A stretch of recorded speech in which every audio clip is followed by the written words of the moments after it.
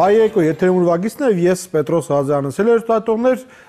շատ քիչ օր մնացել, որպեսզի 2014 թվականը դառնա պատմություն,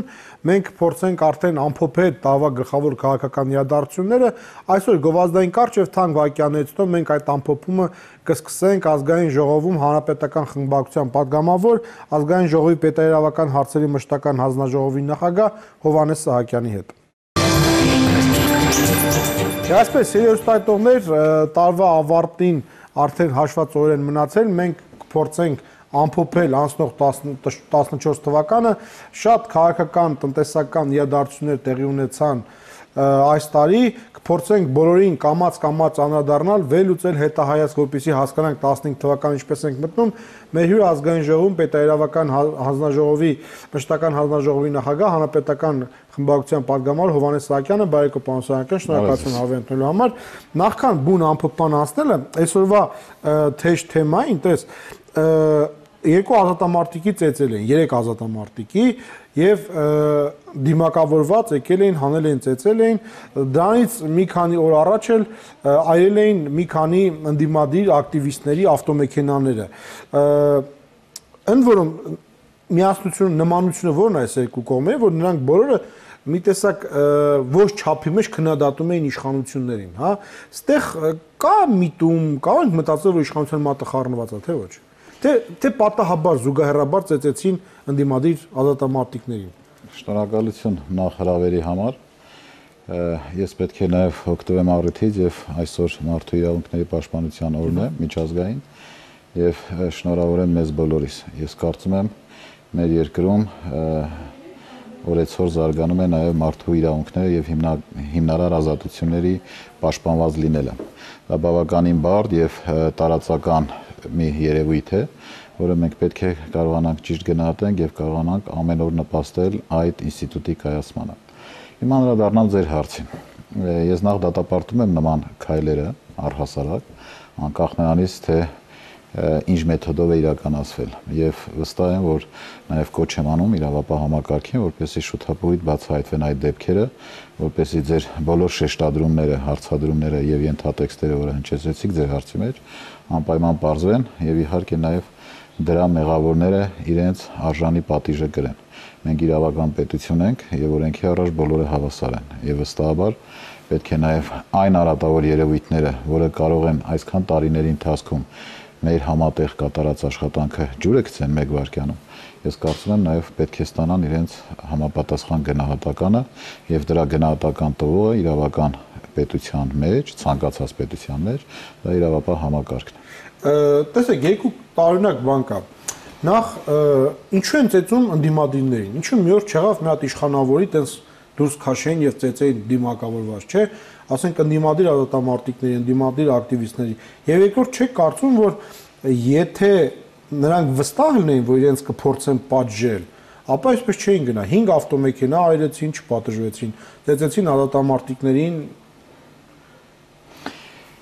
Ես կարծում եմ, մեկ այլ տեսանկյունից նախ պատասխանեմ ձեր հարցադրումներին։ Ես նախ եւ առաջ կարծում եմ, որ անպատժելիության մթնոլորտը աստիճանաբար զիջում է իր տեղերը։ Իրոք զիջում է։ Ես չգիտեմ դուք ինչի նկատի ունեք կամ ձեր շրջապատում ինչպիսի մի իրավիճակի վրա անպատժելիության մթնոլորտ է կոնկրետ ձեր տեսանելիության։ Բայց ես հավատացնում եմ ձեզ, որ նմանատիպ արատավոր դեպքերը բազմիցս մենք գիտենք, որ ստացել են իրենց գնահատականը։ Ես կարող եմ նաև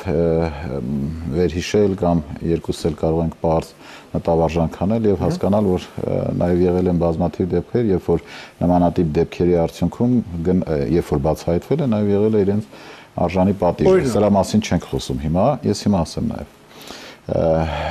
Եթե մենք խոսում ենք ինչու իշխանական թևին կամ ասենք իշխանության կարող մարդկանց միշտ մի քիչ հարաբերական է։ Հիմա մենք չենք կարող 8 դեպք գիտենք, 8-ն էլ ընդդիմադիր են, 5 հոգու ավտոմեքենա են այրել, 3 հոգի ազատամարտիկ են։ Ընդհանրապես վերջերս դուք կարող եք ենթադրենք 1 տարվա կտրվածքով բերել վիճակագրական տվյալներ, որոնք կփաստեն ձեր ասածը։ Այսինքն 8 հոգին քիչ են, ես էլի տվյալներ։ Չէ, ես ասում եմ ընդհանրապես վերջին 8 հոգին քիչ չեն, նույնիսկ մեկը շատ է արդեն իսկ։ Հետևաբար ասում եմ, եթե դուք կարողանաք ընդհանրապես ոչ թե այս հարցադրումը դարձնեք քաղաքական քննարկման թեմա, այլ ընդհանրապես բերեք իրավապահ համակարգում կամ առհասարակ մեր հանրության մեջ տիրող իրավիճակը ձերից բարձրացած հարցի շուրջ եւ բերեք սոցիալական, ասենք, հարցման արդյունքներ կամ վիճակագրական տվյալներ, ապա այն ժամանակ մենք կարող ենք հարյուրներ բերեմ, ազգային ժողովի դիմաց լրագրողին հարվածեցին ոչ մի բան չէ։ Մենք կարող ենք նաեւ տարբեր օրինակներ բերենք, օրինակ ցուցարարների հետ կապված տարբեր միջոցառումներ, որոնք քննության են ենթարկվել եւ ստացել են իրենց, այսպես ասած, գնահատականներ։ Եղել են մարդիկ, ովքեր հասարակական կարգ են խախտել։ Եղել են արդյոք սա անդիմադիրներին վախեցնելու, լրացնելու փորձ չի։ Եղել են դեպքեր, երբ որ հասարակական կարգն են խախտել, դրա համար ստացել են իրենց պատիժը։ Եղել են դեպք, երբ որ ոստիկանները իրավազանց են եղել, իրենց իրավունքները գերազանցել են կամ անցել են այդ իրենց տիրույթից, նրանք են պատժվել տարբեր վարչական տուժերի եւ այլ եւ այլ։ Սրա մասին չենք խոսում, եթե կա կոնկրետ հարցադրում կամ շեշտադրում, սիրով պատասխանեմ։ Ես ասում արդյոք սա անդիմադիր մարդկանց վախեցնելու փորձ չի։ Պետրոս, կարող ենք այդպես գնահատել։ Պայմանավորվենք, եթե կա կոնկրետ ինչ-որ հարց, որի շուրջ մենք կարող ենք ավելի գաղափարական զրուցել, մենք զրուցենք։ Եթե կա շեշտադրում, որը պետք է քաղաքական հնչեղություն ընդհանրապես ապահովենք այս հարցի շուրջ, կներեք, բայց երևի ճիշտ հասցեով չեք կամ ճիշտ չեք կանչել, որովհետև ես չեմ կարծում, որ այսօր պետք է ապահովեմ այդ խոսակցությունը։ Ես այդ խոսքի սկզբում նշեցի եւ դատապարտեցի արարքը։ Ինքս երբևէ չեմ մասնակցել որևէ ընդդիմադիրի ծեծի կամ չգիտեմ նմանատիպ գործողության, հետեւաբար չեմ կարող ասել ինչու։ Եթե դու գիտես ինչու են ծեծում, ասա քննարկենք։ Ոչ, չկա, ասեմ հետեւյալը, որովհետև ձեր տրամաբանությամբ եթե ելնենք, ազգային ժողովում ամենասուրբ քննադատություններն են եւ ոչ իշխանական, այլևս կոչվող ոչ իշխանական քաղաքական ուժերը այսօր ամենաամպագորգոր եւ ամենավատ ռետորիկայով խոսում են իշխանության հետ, մոռանալով, որ ընդամենը տարի ու կես կամ 2 տարի առաջ իրանք հենց իշխանության կրողն է, բայց որից մեկը չի պատժվել։ Ես ունեմ իմ, այսպես ասած, պատկերացումը այդ խնդրի հետ կապված, որ այս բանը ես նպատակարար չեմ գտնում որպես հրապարակեմ, որովհետև ես օրինապահ եւ օրինապաշտ քաղաքացի եմ եւ քանի դեռ գործի հետ կապված իրավապահները չեն տվել իրենց գնահատականը, թող իմ կարծիքը մնա իմ մեջ։ Եթե քեզ անձամբ հետաքրքիր է, հաղորդման վերջում անպայման ես քեզ կասեմ իմ վերաբերմունքը։ Բարի։ Գնանք առաջ։ Հիմա տես 2014-ը ամփոփում ենք, հա, կարող ես դու ասել 2014 թվականի այ իշխանության 3 ձեռքբերումները։ Ինչ ձեռքբերում է ունեցել իշխանությունը։ Այդ ձեռքբերումները բազմաթիվ են, եկեք 3-ով չսահմանափակենք, եկեք ընդհանրապես տարին, երբ որ փորձում ես ամփոփել, դրանք եւ ձեռքբերումներ են, եւ բացթողումներ են, եւ կորուստներ են, եւ չգիտեմ, հա, նմանատիպ, այսպես ասեմ, կարելի է դասակարգումներ անել եւ տալ գնահատականը։ Նախ եթե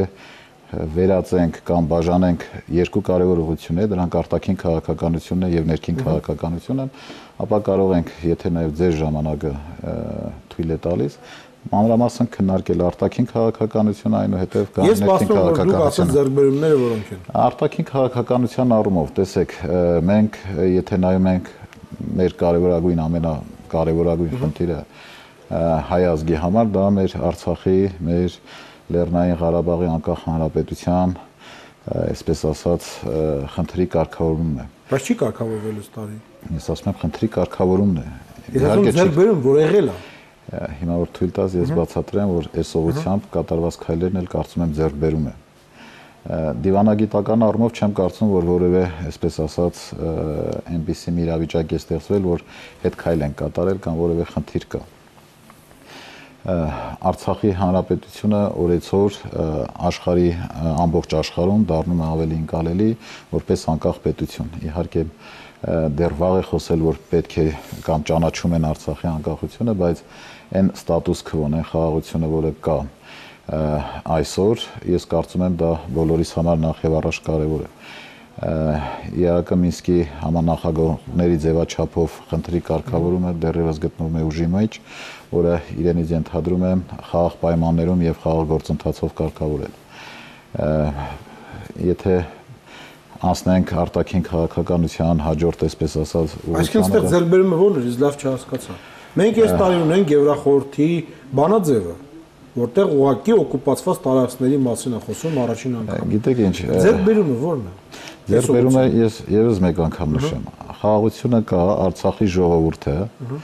այսօր արարում է արևի տակ, ունի իր տեղը։ Ահա դա ձերբերում, մարդիկ կենթանի են, ողջ են եւ ապրում են։ Իհարկե դա, եթե Պետրոս դու այլ մոլորակում ես գտնվում եւ չես պատկերացնում, որ պատերազմող երկրում, երբ որ խաղաղություն է եւ անհասկանալի կորուստներ եւ անչափելի կորուստներ կարող են լինել պատերազմական իրավիճակում, ինչի առաջ մենք կանգնած ենք հենց օգոստոս ամսվա մեջտեղում կամ սկզբում, եւ մենք տեսանք թե ինչպեսի լարված իրավիճակ էր ամբողջ այս շփման գծում, որը ինչպեսի անդառնալի կորուստներ կարող էր բերել, իհարկե խաղաղությունը ձեռբերում է։ Ես զարմանում եմ, որ դուք զարմանում եւ պետք է ավելին ասեմ, ես պետք է նաեւ ձեզ բացատրեմ, որ դա հենց այնպես խաղաղությունը չի տրվում։ Խաղաղությունը տրվում է եւ դիվանագիտական ճանապարհով, եւ խաղաղությունը տրվում է քո, այսպես ասած, ուժի դիրքերից ելնելով։ Երբ որ զոհ ենք մենք տվել, դա իրոք ձեռբերում է։ Եվ ասեմ, որ երբ որ դու ունես ուժեղ բանակ, նաև պարտադրում ես խաղաղության։ Իհարկե գիտեմ, եւ գիտեմ, որ ես գտնվել եմ նաև այդ սահմանամերձ։ Սա միակ տարին է, որը ամենալարվածն էր երևի։ Ու դուք դա ձեռբերում եք համարում։ Ես միակ տարին է, որ լարված է, բայց խաղաղություն է եւ պատերազմ չի սկսվել, որ հարյուրավոր զոհեր ունենք, եւ սա համարում եմ ձեռքբերում։ Ես համարում եմ սա ձեռքբերում, որովհետեւ պատերազմի վտանգը այսօր առավել քան արկա էր, քան թե մյուս տարիներին։ Առավել եւ դա ձեռքբերում, ահա։ Ձեռքբերում է, որ խաղաղություն է, լավ չեմ բացատրում։ Չէ։ Ես խոնարհվում եմ այն բոլոր զոհերի առջև, ովքեր այս լարվածության ժամանակ շփման գծում մեր այն երիտասարդները դարձան թշնամու գնդակի։ Ես այսօր վիճակը Ղարաբաղի սահմանից խնդրում իշխանության ձեռքբերումները նկարագրեք, դեռ տարբեր բաներ են։ Բայց ես չպետք է առաջնորդվեմ քո խնդրանքից։ Ես ներկայացնում եմ այն ձեռքբերումները, որոնք իշխանություններն ունեն։ Եթե քո պատկերացրած ձեռքբերումներն այլ են, այստեղ էլ մենք կարող ենք բանավիճել։ Թույլատրել է այնքան, որ ադրբեջանցիները արդեն կրակում են առաջ են գալիս, իսկ մինչև չկային։ Դա ձեռքբերում համարելը մի քիչ դժվար է, համաձայն եք։ Ես ցավում եմ, որ դուք այդ տեսակ եք։ Նույնիսկ եթե բանակ այսօր խնդիրը դեռևս լուծում է, դա ձեռքբերում է, հա։ Վերջացրիք ձեր հարցը։ Ես ցավում եմ, որ դուք այդ տեսանկյունից եք դիտարկում։ Ես դες ուղղությունը տամ, փորձենք դիտարկել մեկ այլ տեսանկյունից։ Երբ որ դիվանագիտական ճանապարհով նույն ադրբեջանական կողմը չի կարողանում իր խնդիրները լուծել եւ երկրում կան դժգոհություններ եւ Ալիևյան կլանը բազմիցս նշել է, որ ինքը պետք է Ղարաբաղյան հակամարտությունը անպայման լուծի եւ լուծի ռազմական ճանապարհով, երբ որ նմանատիպ գործողություններով փորձում է իրավիճակ ստեղծել, որ ինքը դեռևս զբաղվում է եւ նույնիսկ իր այդ անհասկանալի փողերը, որոնք ծախսում է զինված ուժերի վրա ադրբեջանական կողմը եւ փոքր-ինչ փորձի դեպքում ստանում է կրկնակի հակահարվածը, իհարկե սա ձեռքբերում է։ Սա ձեռքբերում է, որովհետեւ նորից եմ նշում, մեր սահմանները կանգուն են, եթե չասեմ, այսպես ասած, շատ ավելի ապահով են։ Մեր այսօրվա զինվորը շատ ավելի մարտական է, հատկապես հոգով։ Եվ այսօր դիվանագիտական ճանապարհով մենք չունենք որևէ կորուստ։ Իսկ ԵԽՎ-ի տարբեր բանաձևերը մենք ինքներս գտնենք, որ ենթադրում են որոշակի քաղաքական ենթադրում, իհարկե ծառայել է։ Իսկ բացի ձեզանից մնացած ձեր ընկերները ծառայել են։ Չէ, երբ որ ձեր հյուրը կլեն, դուք կարող եք պատասխանել, առավել ևս որ դուք ինքներդ գիտեք, որ դուք ինքներդ գիտեք, թե ովքեր են ծառայել եւ թե չէ, ովքեր չեն ծառայել, հետեւաբար հարցադրումը կարծում եմ մեկ այլ բնույթ է եւ ես ծառայել եմ, պատասխանում եմ ձեր հարցին։ Դուք բացառիկ հանրապետական։ Ես ծառայել եմ հայոց ազգային բանակում, հպարտ եմ եւ ասեմ ավելին, մեր ընտանիքում գտնվող բոլոր 3 եղբայրներս էլ ծառայել են հայոց ազգային բանակում։ Դուք միակն եք հանրապետականից, որ գիտության հետ ծեր չունի փաստորեն։ Մնացածը գիտնականներ են։ Ես իհարկե նաեւ ողջունում եմ ձեռքբերումներին։ Ձեր տեսակետը, նաեւ բազմիցս իմ գործընկերներն են դրա մասին նշել, եթե կան, այսպես ասած, անհասկանալի էջեր, որոնք ձեր համար կարող են մուտ լինել, դրա բոլորը գիտնական են, ամեն ինչ հասկանալի է։ Հաջորդ ձեռքբերումն ասեմ։ Իհարկե արտաքին քաղաքականության մեջ մենք գիտենք, որ նաև ստորագրվեց, նաև ազգային ժողովում վավերացվեց Եվրասիական տնտեսական միությանը միանալու մասին պայմանագիրը։ Մենք սրա հետ կապված բազմիցս խոսել ենք, տարբեր քննադատություններ են եղել եւ այլ եւ այլ։ Կարծում եմ այն աշխարհակաղակական իրավիճակը շեշտում եմ, որը գոյություն ունի այսօր ամբողջ աշխարհում եւ հատկապես Մերձավոր Արևելքում, Սիրիայի շուրջ, Թուրքիան եւ մեր տարածաշրջանում, ես կարծում եմ թե տնտեսական անվտանգության եւ թե ռազմական անվտանգության եւ առհասարակ մեր երկրի պետության համար սա կարծում եմ կարևոր քայլ է, բայց ես այս կարևոր քայլը պետք է կարևորեմ նաեւ մեր բոլորի գործողություններով, եթե սառն ենք դատում։ Ինքնին տալիս է մի հնարավորություն, որից պետք է փորձենք օգտվել բոլորս, օգտվել ասել, այսինքն համախմբվենք եւ մենք այս իրավիճակից մեր երկրի համար մաքսիմալ առավելագույնը փորձենք վերցնել, թե տնտեսական առումով, թե քաղաքական առումով, բոլոր ասպեկտներով։ Համարելով որպես դրական քայլ, բայց ձեռքբերումների մասին, առավել կոնկրետ ձեռքբերումների մասին, մենք կարող ենք խոսել 15 թվականի, ենթադրենք դեկտեմբեր ամսվա ընթացքում, երբ որ ես եւ դուք նստենք եւ ամփոփենք 15 թվականը կամ 16 թվականին, երբ որ փորձենք։ Այս տարի չկա ձեռքբերում։ Ես քայլը նշեցի դրական ձեռքբերում, բայց խոշոր ձեռքբերման, հետագա ձեռքբերման հետ կապված։ Ես մանրամասն Ռուսաստանում տնտեսական ճգնաժամը տարօրինակաբար գիտեմ, Պետրոս։ Գիտեք, եւ դուք կարծում եք իրոք մենք կպնելով տնտեսական ճգնաժամի մեջ գտնող երկրին պետք է մեր տնտեսությունը հզորացնենք։ Իրոք դա ձեռքբերում։ Իսկ որ երկիրը տնտեսական ճգնաժամի մեջ չի, Պետրոս։ Ռուսաստանի նման որևէ երկիր այսօր տնտեսական ճգնաժամի մեջ չի։ Ես մի քիչ համամիտ չեմ, ես ինքս տնտեսագետ չեմ, ավելի խորը տնտեսական վերլուծություններ անելու համար պետք է Ռուսաստանն ընդունում դա, որ ինքը ճգնաժամի մեջ է։ Եթե թույլ տաս պատասխանեմ, ամեն ինչ པարզ կլինի։ Եվ կարծում եմ ամբողջ աշխարհում տիրում է այդ տնտեսական ճգնաժամը։ Կարող է վստահ եմ կունենանք բարեկամներ կամ ծանոթներ նույն Ամերիկայի Միացյալ Նահանգներում, նույն Եվրոպայում, ինչի մասին խոսում են հենց եվրոպացի տարբեր մեր գործընկերները, պետության ղեկավարները, որ այսօր ամենախորը տնտեսական ճգնաժամի մեջ։ Իհարկե Ռուսաստանն էլ այսօր գտնվում է նաև որոշակի արգելափակումների տակ եվրոպացիների կողմից։ Իհարկե դա գալիս է կապիտալը այնտեղից փախնում է։ Իհարկե կա դրա պատճառը։ Աշխատատեղերը կրճատվում են։ Ուկրաինական սինդրոմը կա նաև այստեղ։ Մենք պետք է նախ ձեզ խորհուրդ տամ, որպեսզի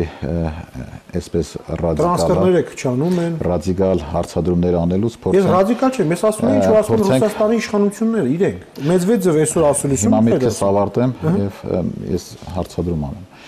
Եվ պետք է փորձենք համադրենք պլյուսները եւ մինուսները։ Ես չեմ ասում, որ մենք գնացինք տնտեսական, Եվրասիական տնտեսական միություն, կյանքը մեր համար փայլուն է դառնալու, ամեն ինչ ծաղկելու է եւ այսպես ասեմ, հա, մի այլ երկրում ենք, լրիվ ուրիշ երկրում ենք ապրում։ Իսկ դուք առաջարկում եք այլ ուղղություն, հա, դուք, չգիտեմ։ Ասեմ, օրինակ քննադատները ասում են այսպես, եթե իշխանությունը այնքան արագ չգնար ասոցիացումը Եվրոպայից ստորագրման, որպեսզի Ռուսաստանի բարկությունը շարժեր չմտներ այդ խաղի մեջ, եւ եթե իշխանությունները այն աշճան մեր երկրի տնտեսությունը թուլացած չլինեին եւ այն աշճանի արտագաղթ չլիներ, որ մեր երկիրը եւ իշխանությունները այն աշճան կոռումպացված չլինեին, նրանք ավելի մեծ դիմադրողականություն կունենային եւ այսօր ոչ Եվրասիական անհասկանալի տնտեսական միությանը կմիանային, ոչ էլ կգնային Եվրոպական միություն եւ մենք մեր նեյտրալիտետը կպայենք եւ բոլորի հետ կունենանք նորմալ հարաբերություններ։ Այ դա ասում են ձեր քննադատները։ Ես պետք է ընդհանրապես ձեր հետ փաստերով խոսեմ։ Մեր քննադատները, երբ որ այն ժամանակ խոսում էին, իրենց, այսպես ասած, շապիկները պատառոտելով եկան եւ պաշտպանեցին Եվրասիական տնտեսական միությունը։ Ասեմ ավելին, այն թվերը, որով վավերացվել է, քվեարկվել եւ կողմ է քվեարկվել Եվրասիական տնտեսական միության պայմանագրին միանալու խնդիրը հարցը ազգային ժողովում, արդեն իսկ խոսում են նախկինում այդ քննադատություն հնչեցնողները։ Ես կարծում եմ ձեր այս քննադատություն հնչեցնելու միտքը մի փոքր ժամանակավրեպ է, որովհետև դա անցյալում է մնացել, երբ որ փորձում էին որոշակի ուղղություններ տանել այդ ուժերը։ Բայց այսօր մենք տեսանք, որ գոնե այս առումով իշխանության վարած արտաքին քաղաքականությունը արդարացված է։ Ես նորից եմ նշում եւ շատ կարեւոր մի միտք եմ ասում, որը չի ցանկանա կամ քաղաքականացնային կամ պրովոկացիայի դաշտ տանեն։ Սա մի իրավիճակ է ստեղծվել միանալով Եվրասիական տնտեսական միությանը, որտեղ մենք պետք է փորձենք մաքսիմալ արագ ճկուն գործելու, որպեսզի օգուտ ունենանք մեր երկիրը, ոչ թե մենք, այլ ամբողջ մեր երկիրը, մեր ժողովուրդը։ Որքանով ես զրուցել եմ նաև տնտեսագետների հետ կամ փորձել ենք հասկանալ ինչ է դա, այսպես ասեմ, կարող է լայն հնարավորությունների, այսպես ասած, դաշտ ստեղծվի։ Ոչ միայն ենթադրենք, ինչպես շատ ավելի նեղ պատկերացումներն են մեր պահածոները կամ կոնյակը կամ միրգը արտանելու, այլ նաև որոշակի տեխնոլոգիական գաղափարների, մտքերի արտահանում լինի։ Տեսեք, օրինակ սովետը 1000 ներողություն, հա, ես միտքս ավարտեմ, Պետրոս։ Տեսեք, երբ որ սովետական միության շրջանակներում գործում էր Հայաստանի Հանրապետությունը, շատ ավելի մեծ դերակատարում ուներ։ Այսօր մի իրավիճակ է ստեղծվել, երբ որ ամբողջ աշխարհում Հայաստանի Հանրապետությունը որպես անկախ պետություն մեզ ընկալում են կամ Արցախի հակամարտության, այսպես ասած, կամ Արցախի անվտանգությունը ապահովող մի պետություն, կամ ցեղասպանության հետ կապված որոշակի, այսպես ասած, մարդիկ, ազգ, պետություն, որ ապրել է ցեղասպանություն եւ պետք է ճանաչեն այդ ցեղասպանությունը, թե չպետք է ճանաչեն, պետք է խոսք ասեն, քայլ ասեն սրա հետ կապված, թե չպետք է ասեն։ Այս իրավիճակից մենք պետք է փորձենք դուրս գանք։ Մենք պետք է նաև կարողանանք մեր տնտեսության մեջ այլ ուղղությունները զարգացնելով նաև աշխարհին հայտ ներկայացնենք այլ դեմքով, այլ իրավիճակով։ Բայ, պարոն Սահակյան, հիմա տեսեք, կան խոսքեր, որոնք ասվում են, հա, դուք ասում եք, լայն հնարավորություն, բոլորն են ասում, իշխանությունից լայն հնարավորություններ, մեծ շուկա, եւ կան թվեր, փաստեր, որը կոչվում է բյուջե։ Եկող տարվա բյուջեի մեջ, դուք ասում եք, մենք 15-ի դեկտեմբերի 15-ին կնստենք, այդ ձեր ասած լավատեսական այդ թվերը, փաստերը չկան։ Տեսեք, մենք բյուջեն երբ ենք հաստատել։ Մենք հաստատել ենք ընդամենը 1 շաբաթ առաջ, այո, որից հետո հաստատել ենք Եվրասիական տնտեսական միությանը միանալու պայմանագրի այդ խնդիրը։ Եթե մենք չենք միացել որևէ կառույցի դեռևս, եւ այդ կառույցը գործելու է հունվարի 1-ից, մենք ինչպես կարող ենք վերացական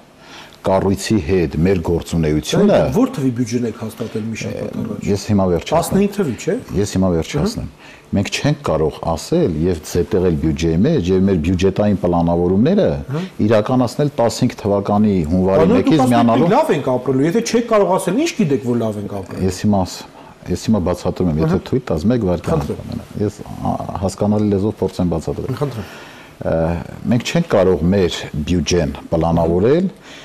Ենթադրենք, եթե մենք միանալու ենք այս կազմակերպությանը, ենթադրենք մենք պլանավորում ենք հունիս ամսվա ընթացքում միանալ մեկ այլ, ենթադրենք միջազգային պայմանագրի, որը իր մեջ կարող է բերել տնտեսական, մենք կանխատեսում ենք կարող է բերել տնտեսական, ենթադրենք 10% ազատ ներողություն։ Եթե չեք կարող բացատրել, ուրեմն դա կենացա, ոչ թե քաղաքականություն։ Մենք պայմանավորվենք, որ փոխադարձ հարգանքի շրջանակներում լսենք մեկը մյուսը։ Եվ հետեւաբար, եթե մենք բյուջեն հաստատել ենք ավելի շուտ,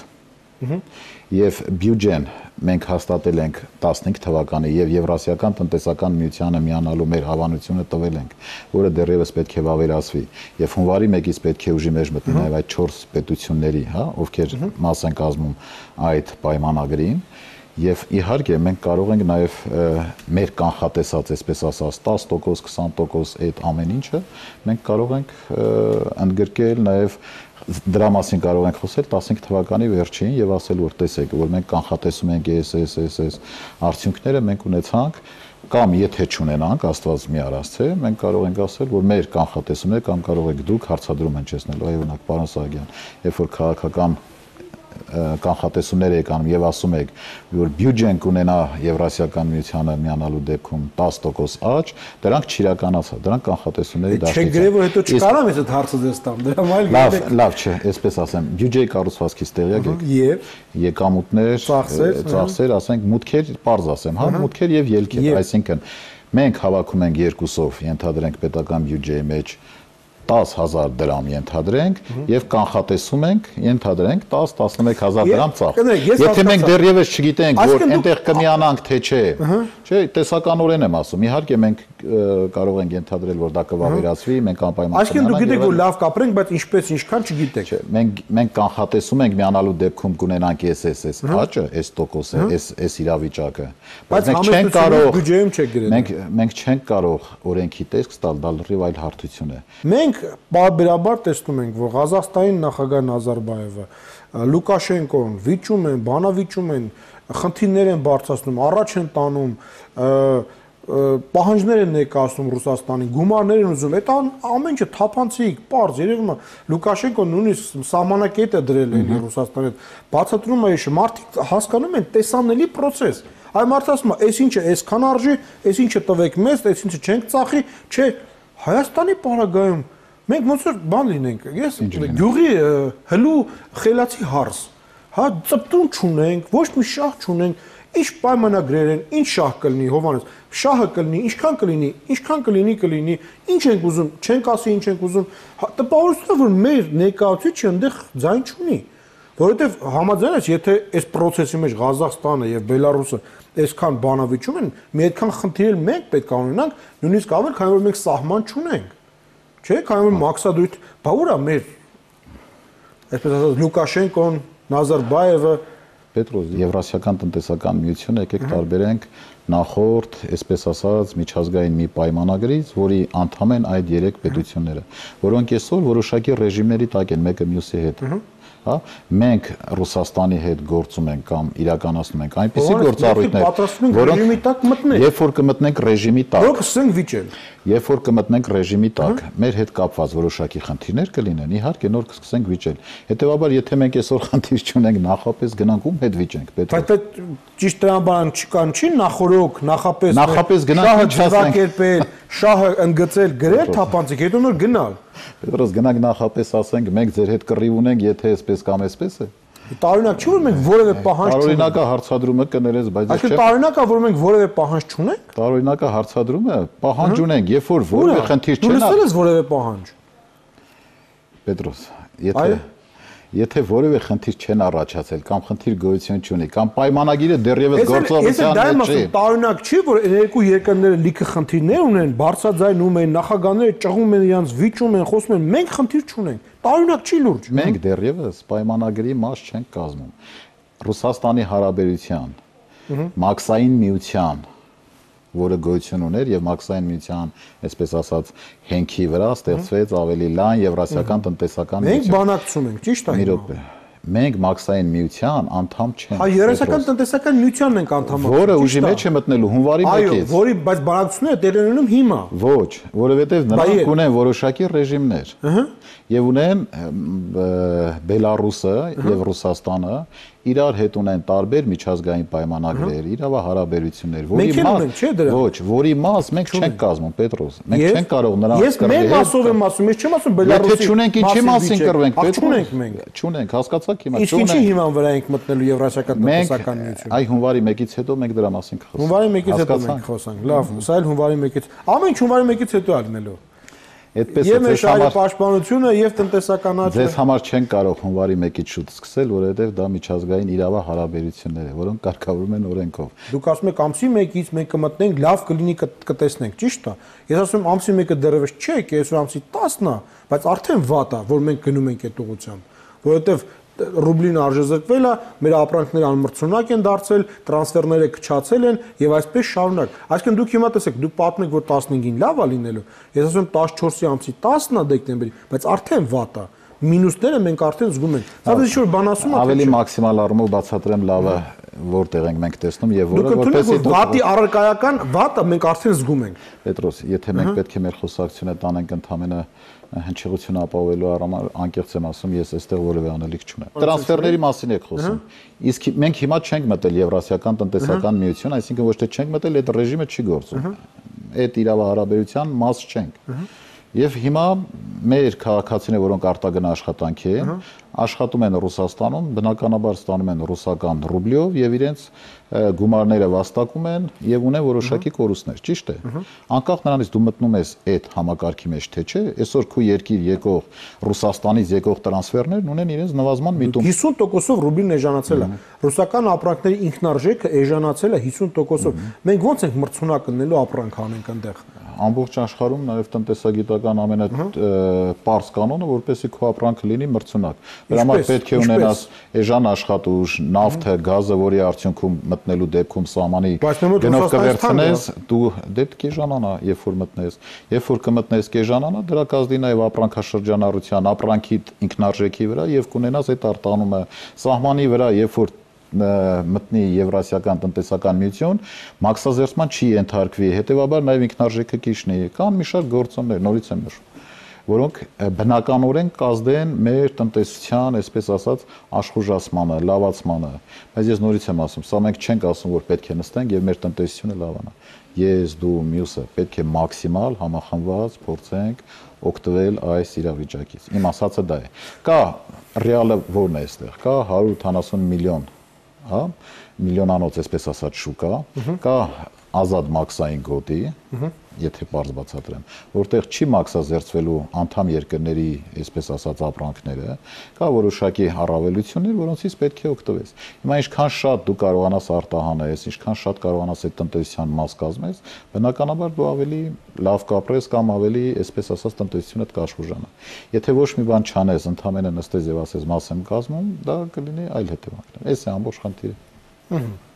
Եվ իմ վերջին հարցը, մարդկանց մոտ, տարբեր խավերի մոտ ընդ որում,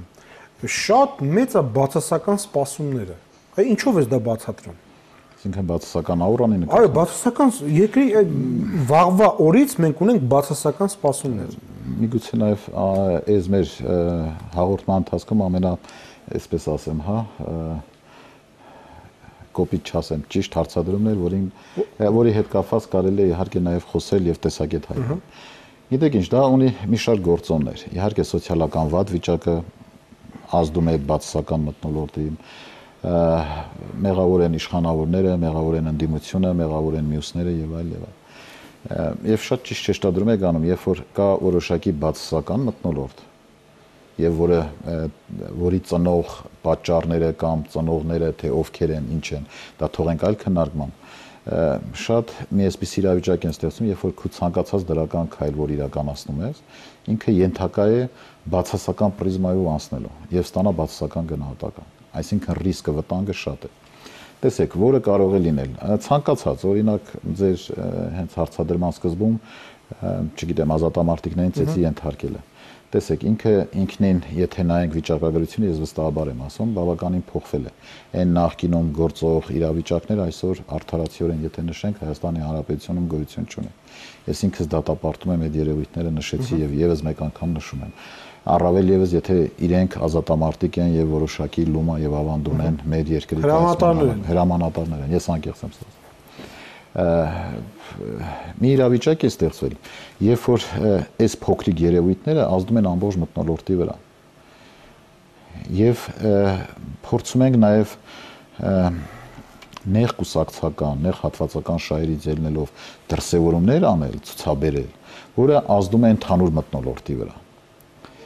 Մենք պետք է մի փոքր ավելի զգուշավոր լինենք մեր հայտարարությունների մեջ, մեր գնահատականների մեջ։ Մենք պետք է հասկանանք, որ մեզ, հատկապես հրապարակային խոսք ասողներին, հետևում են 100,000-ավոր մարդիկ։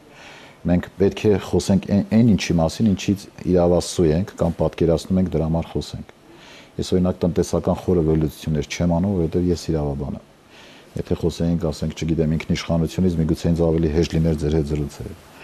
Խոսում ենք այս բացասական երևույթից, տեսեք,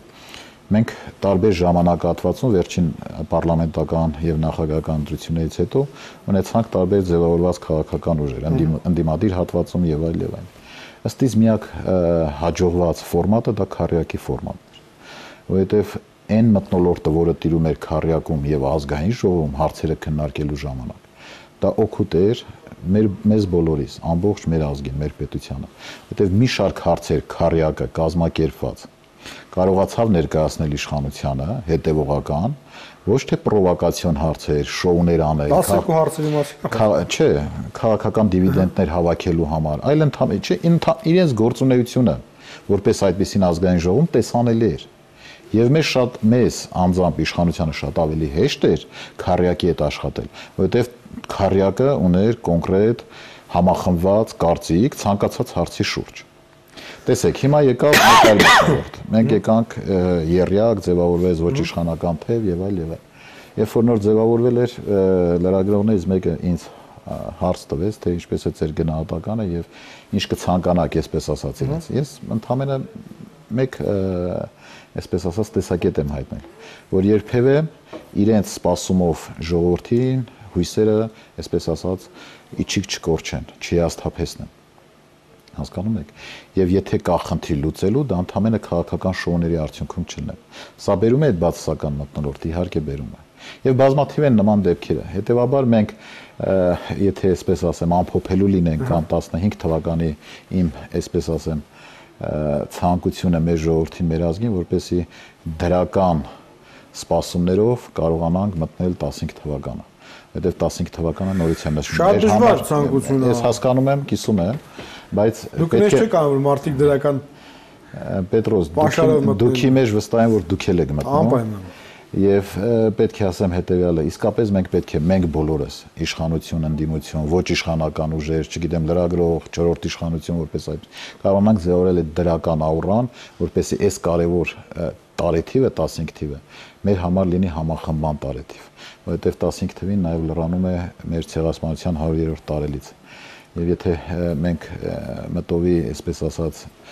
փորձում ենք վերհիշել նաև 50-րդ տարելիցը, դա հենց եղավ այն համախմբման, այսպես ասած, կետը, որտեղ կարողացանք համախմբվել եւ մենք բավականին, այսպես ասած, ձեռքբերումներ ունեցանք։ Քեզ հասկանալի է, ինչու ԴՀԿ ծառայողները գնացին երթվելու ցեղասպանության։ Դա